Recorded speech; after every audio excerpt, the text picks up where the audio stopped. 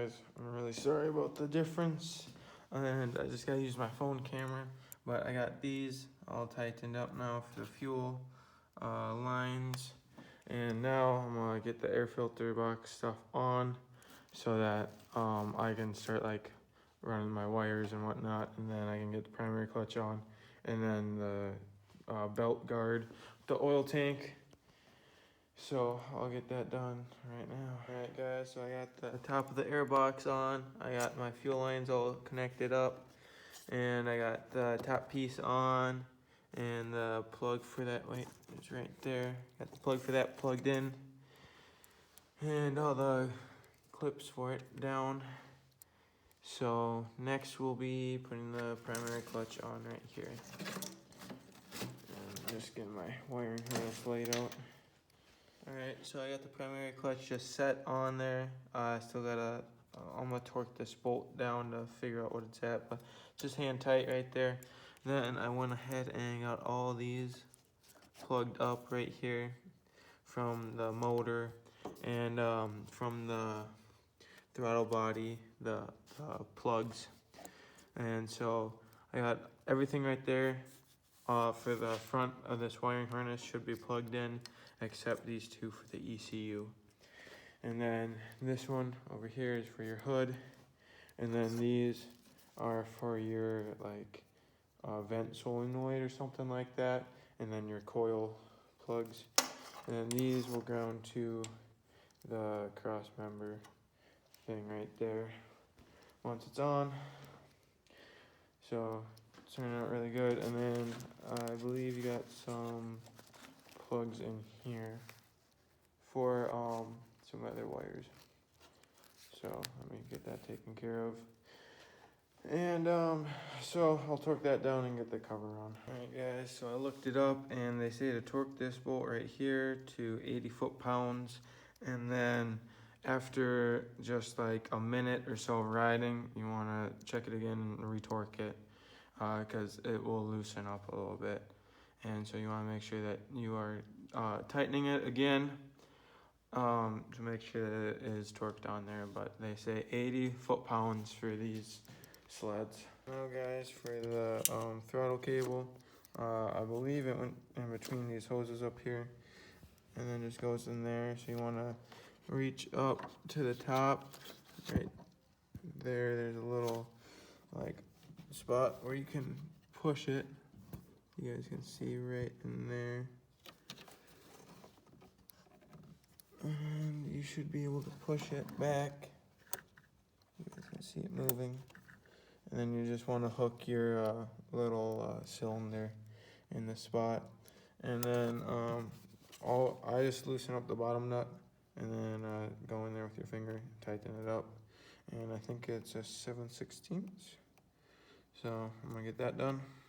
All right, so I got the throttle all hooked up there, and yeah, moves perfectly.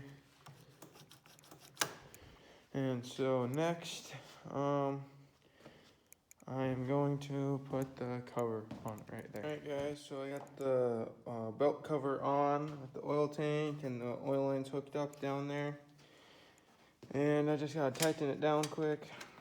And then, oh yeah, I can put the front, actually the exhaust pipe on first.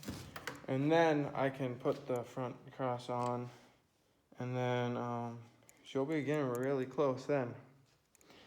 So in this bag, you have these 3 plugs that you gotta hook up, and then also one for that EGR valve.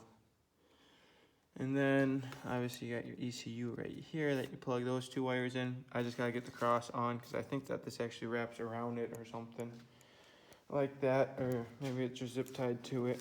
So I'll get that done, and then put the front exhaust on, which is just a few springs. You got 1 right there, 3 right there, and then yep. All right, so I got the exhaust on now. The springs are on this part. That one is a pain to do. The rest of them are really easy. And then I got all the nuts on the belt guard That one, I had to put a little bit of super glue on the nut just to hold it on because it goes way back there. And I still got to plug everything up, but I'm going to put the brace on right here and then plug everything up and get all my wires tucked away all nicely. And then I can mount up the steering and then put my battery in and then the muffler. And then that's about it. And then I still got my plate for the front up there and then a skid plate. But I just want to get it running tonight, so we'll do the bracing first. Alright, so a problem that I'm running into now is that when I put my cross brace on right here, nothing is lining up anymore. If I put a bolt in here, I can't get a bolt in down there on both sides, and then up there it doesn't really line up. So what I'm gonna do is I'm gonna try to unbolt the top, or just unbolt the shocks, and see if that doesn't help it so that it can line up, because it's like pretty off. And the only thing I can think of is the shocks, because it added an extra inch, and so maybe for some reason that's throwing off my chassis here. So I'm gonna give that a go for putting this on. But I got everything connected here except those wires in there. Haven't done those yet, but the ECU is all plugged in, and I still gotta tighten this. But almost everything but the muffler and battery is on. So I'm just gonna get all that sorted out and let you guys know if that helps. Yeah, so I don't even know if it was actually the shocks, but what I did was I put a jack under it until the skis were off the ground, and then lined up the bottom holes on them first, and then got those bolts. And this side was lined up, but that side was a little difficult. And then I had to pry down on the bars a little bit to get those bolts started. But that's all tight now. Now I'm gonna go plug in some wires over there, and then the battery and the muffler. And I think that's it. So I got everything together now. The battery's all in and hooked up. I made sure all the connections were on. The exhaust, all the springs are on. I added some coolant in there. I'm sure that's gonna burp out, so I just left the cap off. And I plugged the hood in. And I still gotta put the display in it, but I got that hooked up so I can use the auto start. Hey guys, this should be the first startup of the 2013 Rush 800.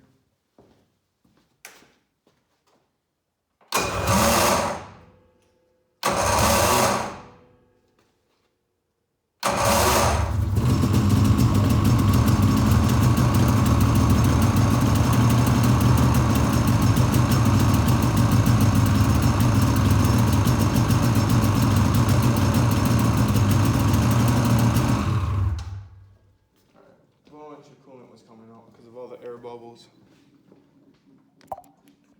There you guys go. It sounds like my starter drive is making a lot of noise.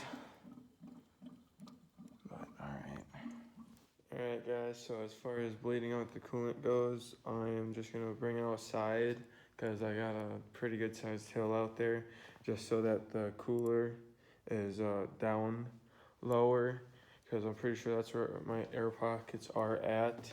Because you got the cooler way back here with these hoses, and there's probably air bubbles in there, and so you need the sled tilted like that to get it bled out. And I don't have like any jacks really down here to get it high enough, so I'm just gonna move it out there quick and then leave the bleeder open and just fill up the reservoir until I get coolant out the bleeder, and then close the bleeder and start it. And then I also got a bleeding funnel too, and hope that bleeds.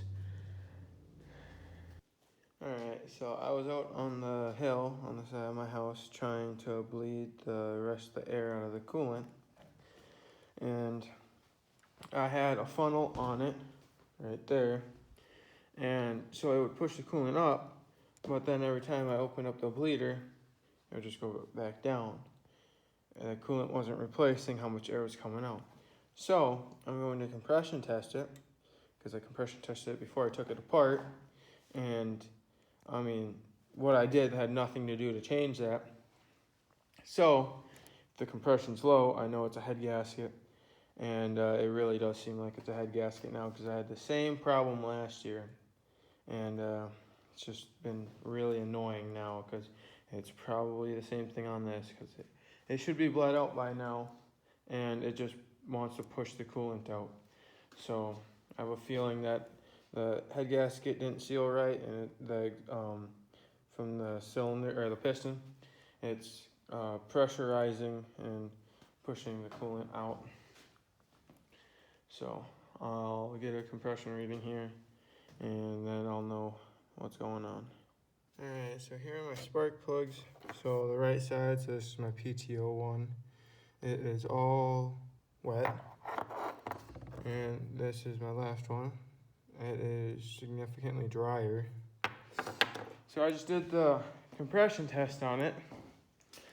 And so my PTO side, that right one, pulled 139 PSI of compression. This one pulled 122. So it's possible that this one has a leak in the head gasket that's pressurizing my coolant. Because for how long I tried, it should, and like how much air seemed to be in there, like it should have been bled out, and it wasn't. So I have a feeling I got a bad head gasket right there on my left side. So I don't know, I'll do a little bit more searching and see what I come up with.